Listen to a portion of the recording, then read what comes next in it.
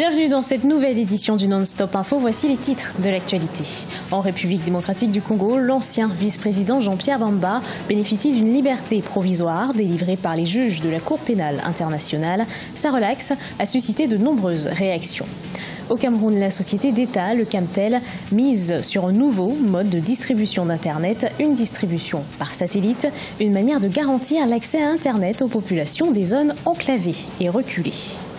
Et puis l'Égypte a trouvé une solution pour économiser l'eau du Nil. Le pays va importer près d'1 million de tonnes de riz durant l'année 2018.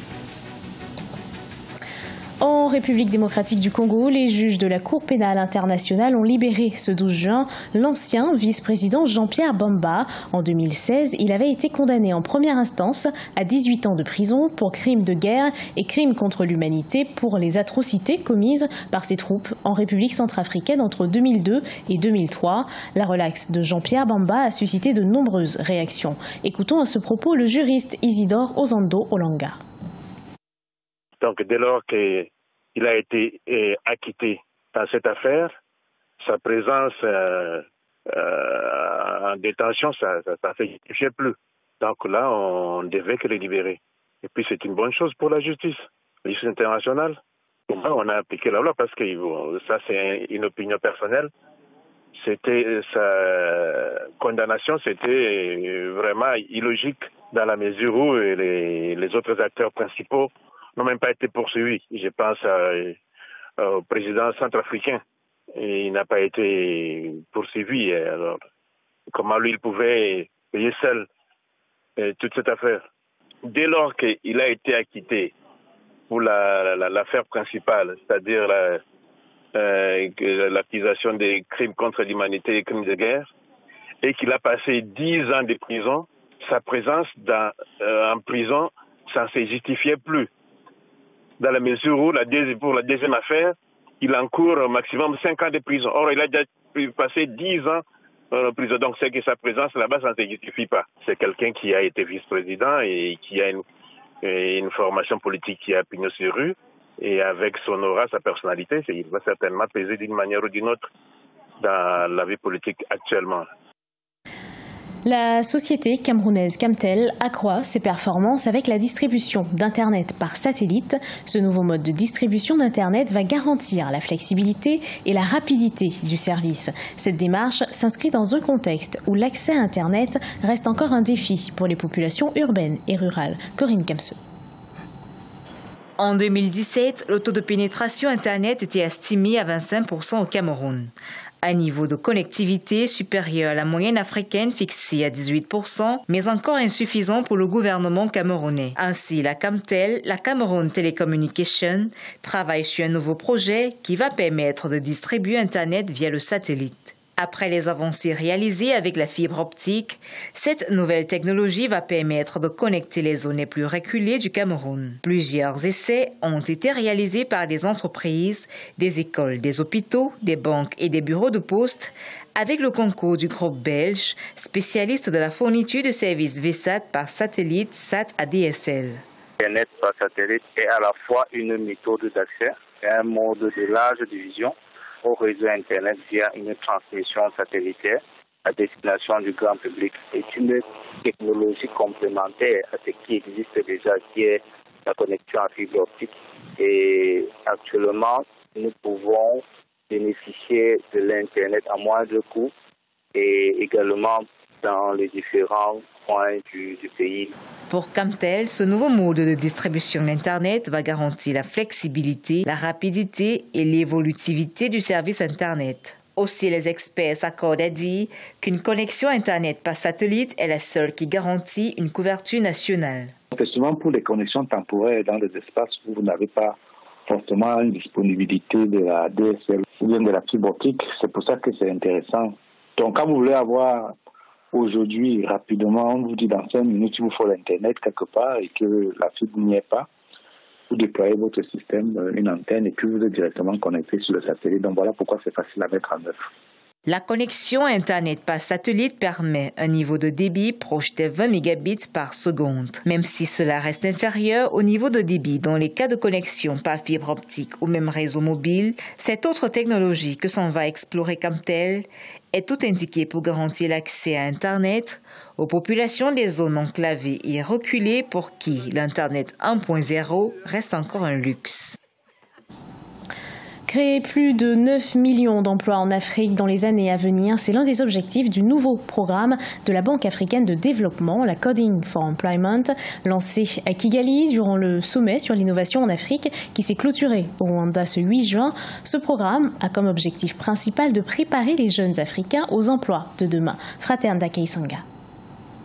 Coding for Employment a été lancé par la Banque africaine de développement en marge du sommet pour l'innovation en Afrique qui s'est tenu à Kigali au Rwanda du 6 au 8 juin 2018. Le programme vise à sensibiliser la jeunesse africaine à prendre conscience de la place du codage sur le marché du travail.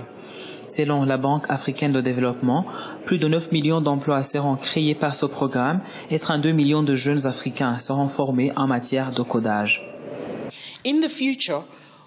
Dans le futur proche, pour trouver de l'emploi, il ne sera plus nécessaire des connaissances traditionnelles dans les matières comme l'histoire ou la géographie, mais plutôt des connaissances de trouver des solutions à des problèmes. Il sera question de la science, de la technologie et de l'innovation. Pour ce faire, il faut nous y préparer et c'est la raison de ce programme qui sera dédié aux jeunes Africains, surtout les femmes. Il faut que la jeunesse africaine fasse partie de cette architecture mondiale qui se met en place pour promouvoir l'innovation. Ici, on parle par exemple du blockchain, de la robotique, de l'intelligence artificielle, etc. Il faut absolument que la jeunesse africaine soit incluse dans ce mouvement. En Afrique, la population de jeunes augmente rapidement et devrait doubler d'ici 2050 pour compter plus de 830 millions d'individus selon la Banque africaine de développement. Pour donc contrer le problème d'emploi à l'ère du numérique, la Banque africaine de développement s'est fixée pour objectif de créer 25 millions d'emplois dans les secteurs de l'agriculture et de la technologie de l'information, entre autres. Le marché africain, très bientôt, sera le marché le plus énorme de la planète. Nous sommes un marché comparable à l'Inde, à la Chine. Alors, nos machines, nos innovations peuvent simplement rester là en Afrique, résoudre nos problèmes. Il y a des innovations africaines aujourd'hui qui sont reprises en Europe, mais elles sont créées là, au Kenya. Le système de mobile money, n'oubliez pas, ça a été créé là en Afrique. Grâce à ce programme, la Banque africaine de développement prévoit d'installer 130 centres d'excellence sur l'ensemble du continent afin de combler le vide entre les nouveaux recrutements de la part d'employeurs du numérique et les compétences des jeunes Africains. 30 millions de dollars américains ont été déjà mobilisés par la Banque panafricaine dans le cadre de ce projet.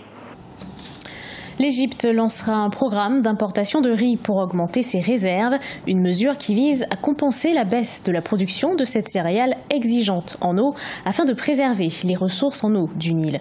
1 million de tonnes de riz devraient être importées en 2018. Regardez ce sujet de la rédaction. L'Égypte va importer près d'1 million de tonnes de riz durant l'année 2018. C'est une première pour ce pays de tradition risicole. L'objectif est d'économiser l'eau du Nil. Depuis 2017, les autorités du Caire ont imposé une réduction des surfaces de rizières de 23%. Si les problèmes de l'eau du Nil, l'utilisation de l'eau du Nil pour irriguer le riz est moins efficace, par exemple, que l'approvisionnement électrique, il est évident que le gouvernement ne pourra qu'autoriser l'importation. C'est un problème de choix alternatif. Il y a un coût d'opportunité. Chaque fois qu'on fait un choix, il y a un coût d'opportunité. C'est-à-dire on perd quelque chose, on gagne quelque chose. Donc, le gouvernement va choisir l'option qui lui permet de gagner le plus. Le riz est l'une des cultures les plus gourmandes en eau. Pour compenser son déficit de plus d'un demi-milliard de mètres cubes d'eau, l'Égypte dessale l'eau de mer et retraite les eaux usées. Avec l'importation du riz, les autorités du Caire réalisent un nouvel effort afin de préserver les ressources en eau du Nil qu'ils considèrent comme menacées par le projet éthiopien du barrage de la Renaissance. Le vrai problème, c'est qu'il faut faire un choix entre l'électricité et la production du riz. Le gouvernement égyptien ne peut pas prendre une mesure qui pénalise son pays, par exemple qui pénalise les paysans qui ne trouvent pas un gain supérieur. Les importations égyptiennes de riz devraient augmenter à moyen et long terme quand le barrage de la Renaissance sera mis en place. Mais la qualité des sols dans le delta du Nil pourrait en pâtir. Il se charge en sel à mesure que la culture du riz recule. Ce journal a été préparé par l'ensemble de la rédaction. Merci de l'avoir suivi. Retrouvez dans un instant une nouvelle édition d'Actualité sur Africa 24.